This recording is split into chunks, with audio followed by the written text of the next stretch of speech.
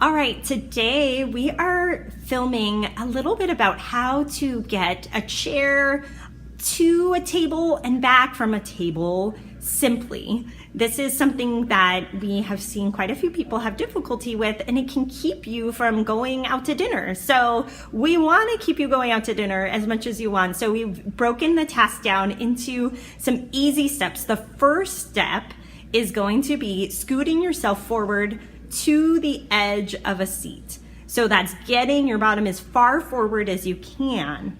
Now, once you're there, the second step would be to pull your feet underneath you. Beautifully done.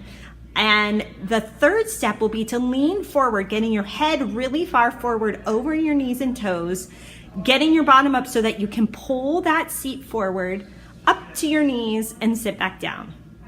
Now, typically to get to a table, this is going to take a few repetitions. So we'll do that again. Scoot forward, feet back, lean forward, and then bring the chair in. So really it's a 4-step move. Let's do one more because it does get more tricky as you get closer to the table. So you're going to scoot forward as far as you can, feet back, lean your head over your toes, and then you're going to scoot that chair in. 4 steps.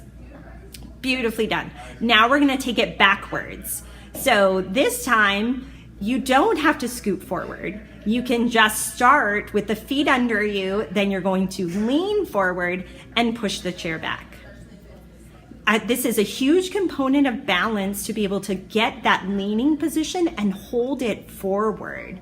So this is something that often we will work on in therapy to help improve that ability to maintain that position. So let's do one more scooting back as we're going to lean forward, head over the toes, lift the bottom up, and push the chair back. The longer you can hold that position leaning forward, the better you will be at this task. So if you have any questions, give us a call. We'll get you evaluated and see if we can improve your balance for this task. Thanks.